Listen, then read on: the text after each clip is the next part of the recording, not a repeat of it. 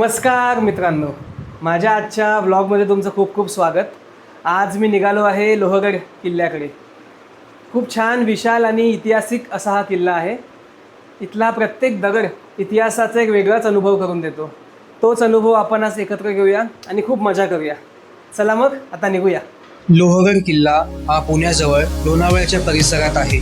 पुण्यापासून साधारण 70 किलोमीटर अंतरावर तर मुंबईपासून सुमारे 100 किलोमीटर अंतरावर हा किल्ला आहे. जर तुम्ही स्वतःच्या गाडीने येत असाल तर तुम्ही मुंबई पुणे एक्सप्रेसवेचा वापर करू शकता. जर तुम्ही ट्रेनने येत असाल तर सर्वात जवळचे रेल्वे स्टेशन मरवली रेल्वे स्टेशन आहे. तिथून लोहगड 3 ते 4 किलोमीटर लांब आहे.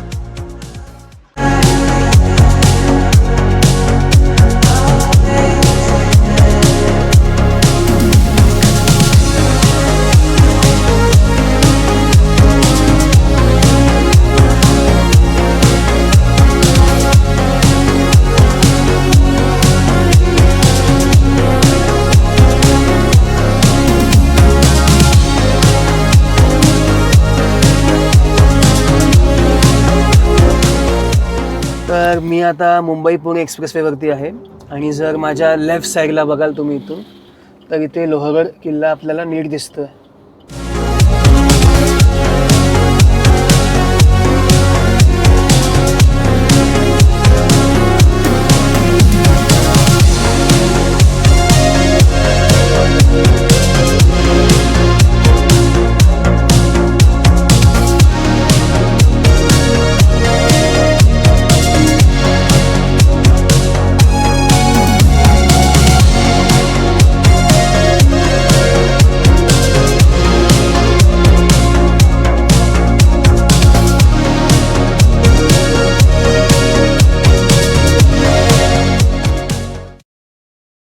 मी आता लोहगडाच्या बेस विलेजला पोचलो आहे. पायथ्याला पोचलो आहे आणि इथून वर जायला कमीत कमी 1 ते 1.5 तास. पण ते तुमच्यावरती अवलंबून आहे. जर तुम्ही जास्त तुमचा स्टॅमिना असेल, ॲक्टिव्ह असाल तर पाऊण तासात किंवा अर्ध्या तासात पण तुम्ही वर पोचू शकतात. इथून उंची किल्ल्याची साधारण 3 ते 3,500 फीट अशी आहे. पण एक गोष्ट चांगली आहे की वरपर्यंत पायऱ्या आहेत, तर इतकं तुम्हाला त्रास होणार नाही. पण हो, चांगले शूज नक्की घाला आणि 2 लिटर पाणी तुमच्यासोबत नक्की ठेवा. आता किल्ल्याच्या मुख्य गेटमधून आत चाललो आहे. थोडंसं पुढे गेल्यावर इथे तिकीट विंडो आपल्याला भेटेल, जिथे फीज 25 रुपये सिंगल पर्सन आणि जर तुमच्याकडे कॅमेरा असेल तर मग अजून 25 रुपये अशी फीज आहे.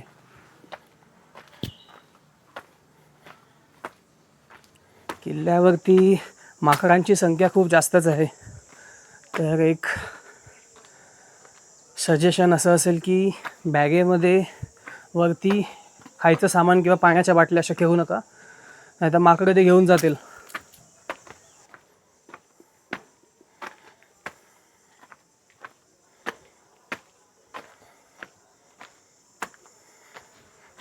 ही जागा पण एस आहे, आर्किओलॉजिकल सर्वे ऑफ इंडियाच्या अंडर येते. तर इथे सुद्धा नो ड्रोन झोन आहे, म्हणजे तुम्ही इथून ड्रोन टेक ऑफ नाही घेऊ शकत. तर कोणी ड्रोन पायलट्स असतील तर हे नक्की लक्षात ठेवा. आता मित्रांनो, एक छानसा एक सुंदरचं दृश्य बघा. हे बघा, हे सगळं पावना नदी आहे, पावना डॅम आहे.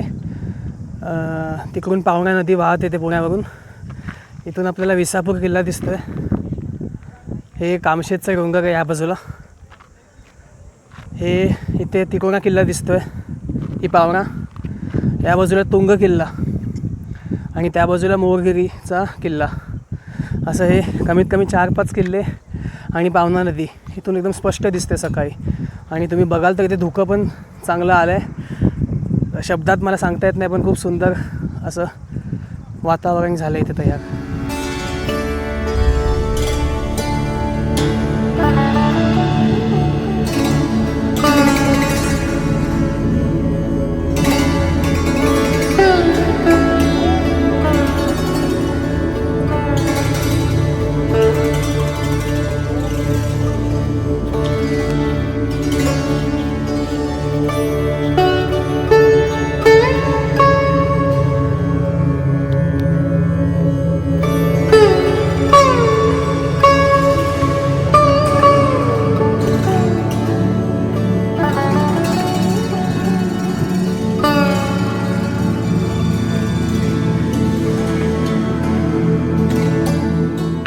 किल्ल्याची पहिली तटबंदी. पहिला आपल्याला आता थोड्या वेळातच दरवाजा लागणार आहे. इथे तुम्ही बघू शकतात.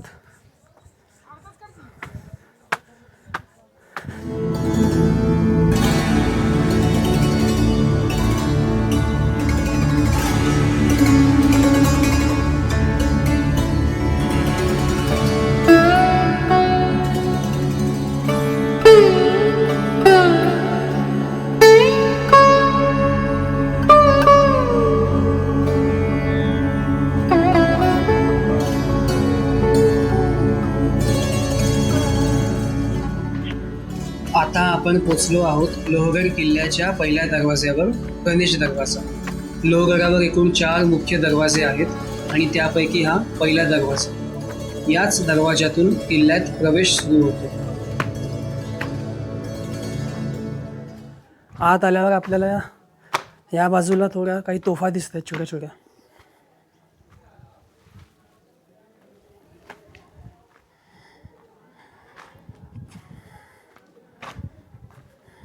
गणेश दरवाजावरून आत आल्यावर इथे एक छोटीशी अशी आपल्याला छोटा दरवाजा दिसतोय. तर आत जाऊन बघूया आतमध्ये काय आहे.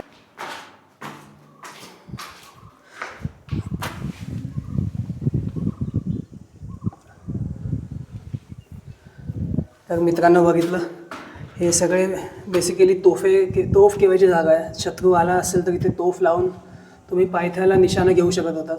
आणि फक्त तोफ नाही, इथून कळकळीत गरम तेल किंवा दगडाचे गोळे सगळे आपले मावळे शत्रूवर फेकायचे. गणेश दरवाजा चढून आल्यावर इथे सुंदर दृश्यांची एक मालिकाच लागली आहे.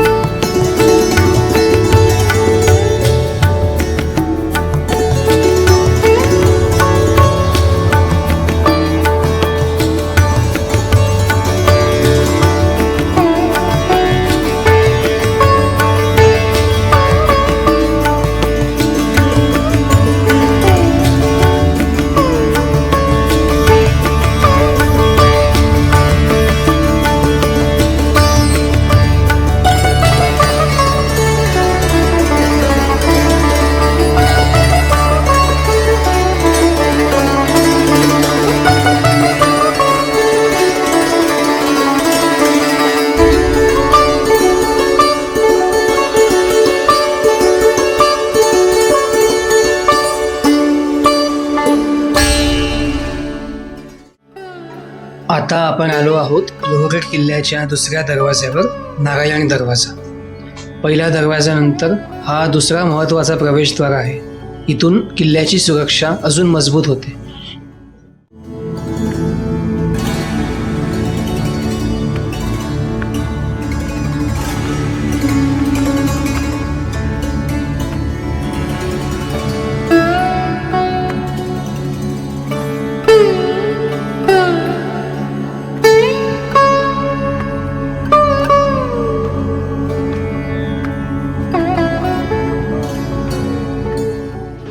आता आलेला आहे तिसरा दरवाजा, हनुमान दरवाजा. नावावरूनच कळतं, आधी इथे हनुमानाची मूर्ती किंवा चिन्ह असायचं. आणि अखेर आपण पोचलो आहोत लोहगडाच्या मुख्य दरवाजापाशी, महादरवाजा. हा किल्ल्याचा सगळ्यात महत्त्वाचा आणि शेवटचा दरवाजा आहे. किल्ल्यात प्रवेश केल्या केल्या एक मकबरा मला दिसला, पण तो कधी बांधला गेला आहे आणि कोणी बांधला याची मात्र मला माहिती नाही. आता आपण जिथे आलो आहोत ते तेव्हाच्या काळाचं कॉन्फरन्स हॉल, म्हणजे सभा मंडप आपण त्याला बोलू शकतो. पूर्वीच्या काळात इथे महत्त्वाची बैठक घेतल्या जात असत.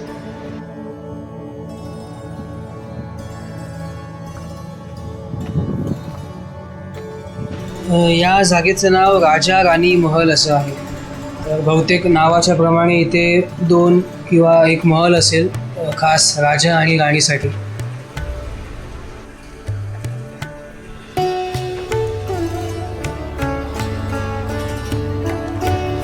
थोडंसं पुढे चालत आल्यावर मला इथे घोड्यांच्या पागा दिसल्या.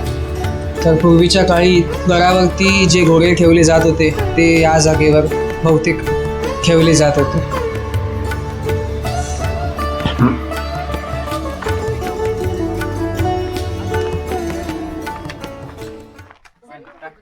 लोहगडावर एकूण 3 गुफा आहेत आणि आता मी जिथे आहे हिचं नाव आहे लक्ष्मी कोठी. ही सगळ्यात मोठी गुफा आहे. आपण आज जाऊन बघूया आत काय आहे.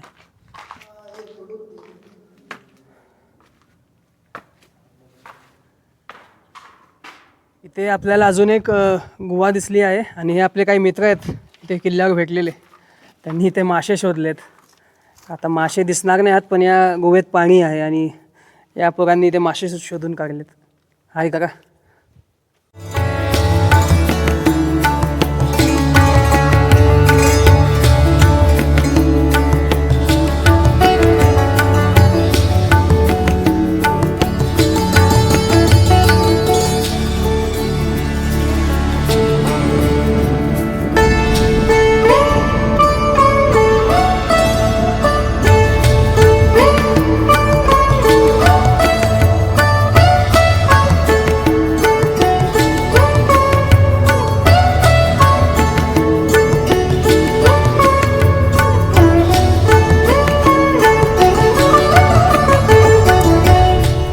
आपण माझ्या मागे बघत आहोत 16 कोणी बावडी लोहगडावरची, जी 1779मध्ये नाना फडणवीस यांनी बांधली होती. इतर गडांच्या तुलनेत मला इथे बरेचसे पाण्याचे स्रोत दिसत आहेत. म्हणजे आतापर्यंत मी मोजले नाहीत पण 7 ते 8 पाण्याची कुंड किंवा बावड्या मी बघितल्यात. आता जे या किल्ल्याचं मुख्य वैशिष्ट्य अट्रॅक्शन आहे ते म्हणजे विंचूकडा. तर आता मी विंचूकड्याच्या दिशेने पुढे चाललो आहे. मित्रांनो, आता आपण पोचलो आहोत विंचूकड्यावर. नाव ऐकूनच कळतं, या कड्याचा आकार अगदी विंचूसारखा दिसतो. लांब पुढे गेलेला हा भाग म्हणजे जणू विंचूची शेपटी. हा कडा किल्ल्याच्या संरक्षणासाठी खूप महत्त्वाचा होता. इथून आजूबाजूचा परिसर खूप लांबपर्यंत दिसतो, त्यामुळे शत्रूवर लक्ष ठेवणं सोपं व्हायचं. परतीचा प्रवास करताना मला इथे महादेवाचं मंदिर दिसलं. इतक्या उंच किल्ल्यावर असलेलं हे मंदिर त्या काळात सैनिक आणि लोकांसाठी श्रद्धेचं ठिकाण होतं. इथे येऊन ते देवाचं दर्शन घेत आणि पुढच्या प्रवासासाठी किंवा युद्धासाठी ताकद मिळवत. तर मित्रांनो, हा होता आजचा आपला व्लॉग लोहगड ट्रेक. मी आशा करतो तुम्हाला ही सगळी माहिती आणि हा संपूर्ण व्लॉग आवडला असेल. असेच व्हिडिओ परत बघण्यासाठी चॅनलला सबस्क्राईब करा, लाईक करा आणि कमेंट करा. भेटू पुढच्या व्हिडिओमध्ये.